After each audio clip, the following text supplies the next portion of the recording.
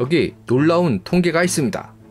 미국에서는 지난 10년 넘게 탄소 배출량이 감소해 왔는데요.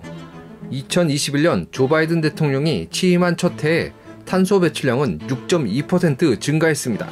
즉, 바이든의 에너지 정책은 천연가스 주요 생산국인 러시아와 이란에 대한 의존도가 높아짐에 따라 경제와 국가안보에 재앙을 초래했을 뿐만 아니라 지구 온난화 해결에도 도움이 되지 않았다는 겁니다.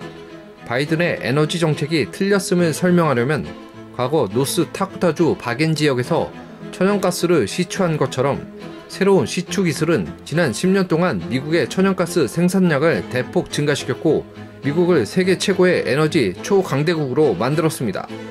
청정 천연가스 생산량이 급증하면서 발전연료 1위였던 석탄을 대체했기 때문에 이런 미국은 풍부한 자원으로 부자가 되었을 뿐만 아니라 온실가스 배출량도 22% 감소시켰습니다. 이로 인해 미국은 지난 2014년부터 2020년까지 6년 동안 세계를 주도하며 이산화탄소 배출량을 감소시켰습니다. 이는 버락 오바마 대통령이 온실가스 상한제와 세금 계획을 펼쳤을 때보다 더 높은 수치입니다. 그러나 아이러니하게도 10년간의 이산화탄소 배출량 감소 추세는 바이든이 대통령으로 취임하면서 사실상 끝이 났습니다.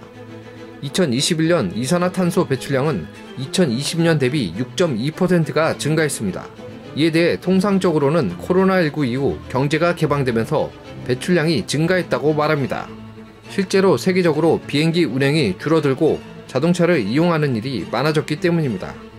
하지만 사실 이는 단지 일부분일 뿐이라고 미 환경과학자 마이클 셸렌버그는 말합니다. 그는 2021년 미국의 온실가스 배출량의 증가는 경제 성장률이 높아져서가 아닌 석탄 사용량의 증가 때문입니다. 왜 그럴까요? 천연가스가 비싸졌기 때문입니다. 왜 비싸졌을까요? 천연가스의 공급이 부족해서요? 왜 그렇죠? 만성적인 ESG, 즉 환경에 대한 사회적 책임을 묻는 운동과 기후활동가 덕분에 천연가스 생산 및 가스 운송 인프라 구축에 대한 투자 부족 때문입니다. 라고 말했습니다. 아울러 바이든의 화석 연료와의 전쟁 또한 그 이유입니다. 미국 에너지부 자료를 살펴보면 2021년 미국은 석탄 사용량이 증가했고 천연가스 소비가 감소했음을 확인할 수 있습니다. 바이든의 그린 뉴딜 정책이 실패해 천연가스에 비해 석탄의 가격이 훨씬 저렴하게 책정되었기 때문입니다. 그린 뉴딜 정책이란 환경과 사람이 중심이 되는 지속 가능한 발전 정책을 뜻하는데요. 현재 화석 에너지 중심의 에너지 정책을 신재생 에너지로 전환하는 등 경제 구조로 전환하며 고용과 투자를 늘리는 정책을 뜻합니다. 그러나 이번 바이든의 그린 뉴딜 정책은 역효과를 낳았습니다. 그린 뉴딜 정책은 러시아, 우크라이나 간의 전쟁과 맞물려 재생에너지의 중요성보다는 당장 세계적 에너지원 수급 문제와 물가 상승, 인플레이션 등의 악재가 닥쳐왔기 때문입니다. 이런 상황에 세계 각국은 기후 문제는 잠시 뒤로 미루기 시작했습니다. 독일 정부는 석탄을 비축하고 천연가스 터미널을 신속하게 운영하며 전력을 저렴하게 얻기 위해 앞으로 몇 년 동안 화석연료 사용량을 늘릴 것이라 인정했습니다. 또한 유럽의 다른 여러 국가들도 더 많은 천연가스 확보를 위해 노력하고 있습니다.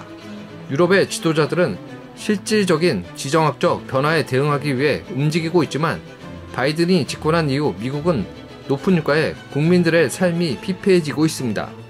이런 상황은 의외의 국가에게 큰 이익으로 돌아가고 있습니다. 바로 중국인데요. 유럽 각국들은 석탄 생산량을 3배로 늘린 중국으로부터 수입을 하게 될 것이고 경제적 이익은 결국 중국이 얻게 됩니다. 미국은 이러한 위기에 직면했지만 지난 6월 30일 열린 나토 회의에서 조 바이든 미국 대통령은 마치 미국이 현재 에너지 위기를 전혀 겪고 있지 않는 것처럼 풍력과 태양 전지판과 같은 재생에너지의 장점에 대한 이야기만 늘어놓았습니다. 지금까지 에포크 픽이었습니다.